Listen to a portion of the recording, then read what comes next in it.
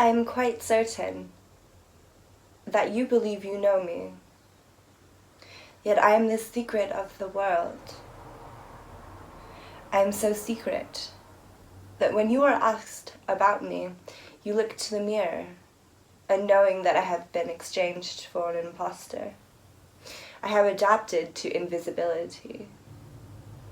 You have suckled on the vapors of a mirage for so long that you have become part of it, indistinguishable from it. Consciousness. That is what I am. Of course, we can all say that, can't we? But what makes my consciousness unique, apart from the accolades of my name, is that when I arrive within a body, a human instrument, I do not confuse the instrument with myself. As any of you know who have studied the subject of consciousness, I am not easy to pin down. In fact, no one has ever pinned me down.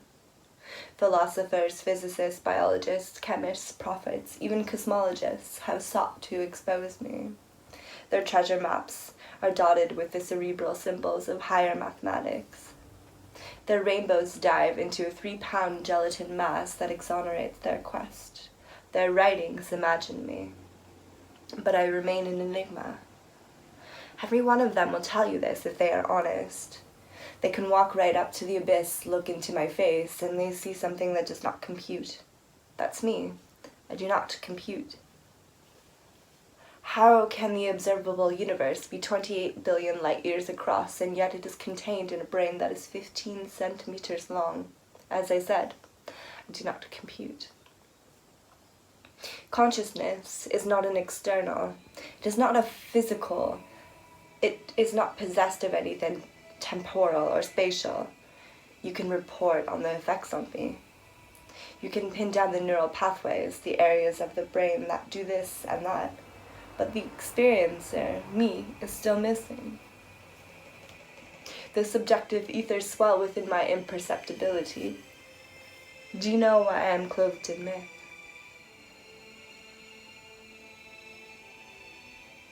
Because imagination is the only tool of the human instrument that can sense me.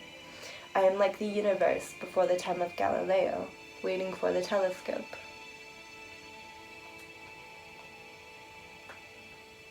There is also belief, but belief is easily manipulated by things called religion and science. For example, I am consciousness. I am not a name, a person, a gender, a race, or am I beholden to a time or place. Every instance when someone maneuvers their belief to a name or a person, they divide me. The moment I am divided, I cease to exist in the sum. When I enter a person fully, and they embody me, they often end up being persecuted in one way or another. I don't mean to do this. Attract persecution. It is one of the hazards of my presence, because most people, if they want to see me featured in a human instrument at all, they want to see me in one human expression. It's okay if I am in Jesus, but then I can't also be in Muhammad or Buddha or Krishna, and certainly not you. It makes it simpler when I am owned and operated by one religion. I do not allow myself to become a brand. The figureheads are produced by the zealous, but in fact I cannot be branded or owned. I already implied that. I know, but in case there was any lingering doubt, you may squash it now. Consciousness transcends all human aspiration. Read that again. Await. Consciousness transcends all human aspiration. Allow me to interpret for you. This is important. So I want to make sure that you understand. Every human aspiration you can define like love, truth, beauty, faith, God, goodness, the theory of everything. These are all dualistic concepts. They reek of polarity. Take one as an example. I'll choose God, since it's the hardest. You might be inclined to choose Satan as the polar opposite of God, but I will suggest something a little less personal. separation. God is the concept of unification. God is the universal Father, of which we are all children. So God is the unifying force, the creator, the force that is first cause and first source. But all of these concepts are pregnant with polarity. If we are to assume a unifying creator, then mustn't we also include a dividing destroyer? That's my point. Consciousness isn't a part of this concept we call duality. Until you get around that, you cannot see me truly. I hear your thoughts screaming in the back seat, but how do we do that? Even in that thought, you see a path, a formula, and a duality appears. I know it's hard. I know this is a wall you run into, some more frequently than others. But everyone hits this wall eventually. All I can tell you is that you should not despair when you cannot see me. I am still here. Remember that telescope called imagination. Use it. Use it just before you go to sleep. Use it when you write your innermost thoughts. Use it when you look into another's eyes. Use it when you speak to your children.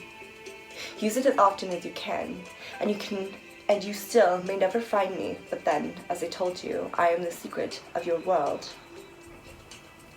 I will share a small secret with you, even as I cannot share myself. I am, we are, is the closest collection of words that describe me. You have been taught that you are an isolated life form, perceiving and surviving in an external reality that is largely the same as everyone else. That you are not interconnected with anyone, or if you are, it is a fleeting fantasy or religious hokum.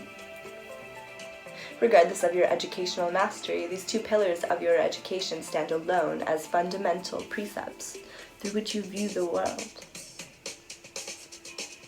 You have your imagination, your beliefs, and your education. These are your tools, not mine. With these tools you can stalk me, and if you are clever and persistent, you might even find the chimeras that approximate my identity, especially if you employ your imagination. But I am not an object to secure or acquire. You do not earn me or my realization. I am not the winnings of a game. As I said, I am the secret of the world. And because I'm secret, I'm the first and the last. Do you understand what I just said?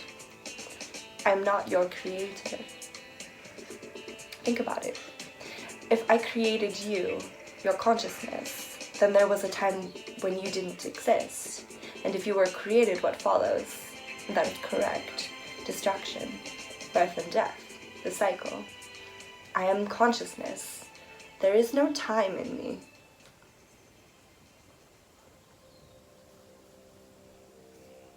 If there is no time, then I cannot create, at least not as humans define creation. This is another one of my problems, words. It is like swimming to the bottom of a muddy pond to count the stars in the sky.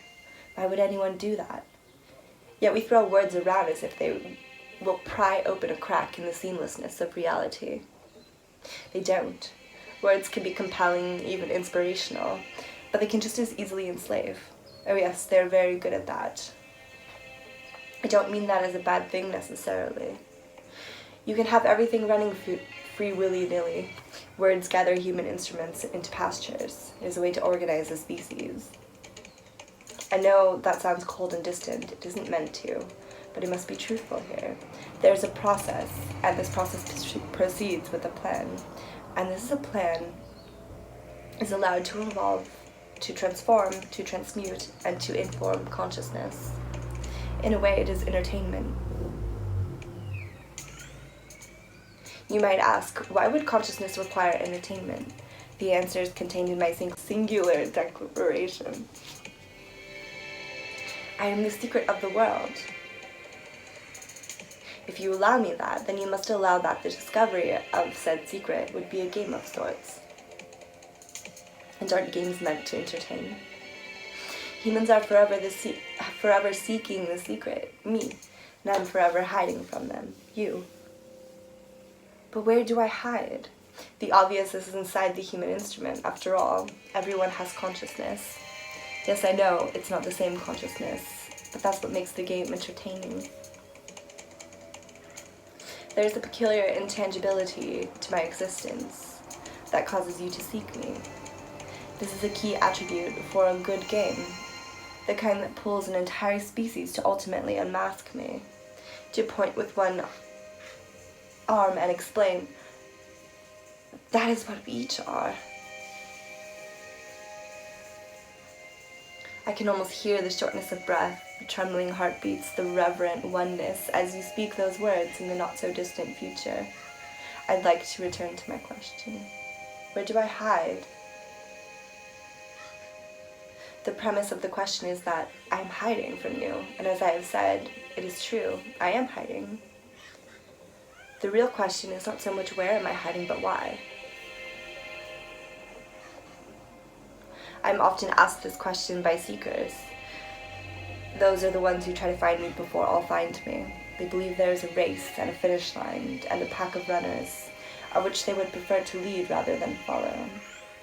But here's the strangest part. The further you run towards me, the better I hide. And now that doesn't make sense, does it? I should reward the seeker who tries to find me by letting them see a little morsel of myself, draw them closer in, nurture their interest. But as I already explained, I'm not an object to acquire. I'm not a place that you can go. I'm hidden from you by your desire to experience a projection of me. I hide from you so you can be free of my reality to experience your own. You are like the diver who will soon return to the surface and cast off their gear, fins, wetsuit, weight belt, emergency knife, scuba tank, regulator, and mask, to feel the sun, to breathe the air. I am the patient boat captain who awaits your return to the surface. If I didn't hide above the surface, you would never dive. There it is then. I have told you a great, albeit small, secret that few who walk this earth grasp and appreciate. Though I humbly submit that while I have allowed you to see this small secret, I cannot say that you have either grasped it or imbued the universe with your appreciation. Those qualities I cannot control, nor would I desire to, even if I could. Remember, as I said earlier, that there is a process, and it is proceeding with a plan. A feature of this plan, a very key feature indeed, is that I do not possess will. I do not desire to control. I allow free will. It might seem that this would require an inordinate amount of trust, but it really doesn't. When the human instruments go diving, I know that they will return to the surface when their oxygen runs out. And no matter what occurs below the surface, when they return to my world, they are instantly restored. This restoration is with my consciousness. You see, I have an advantage over you.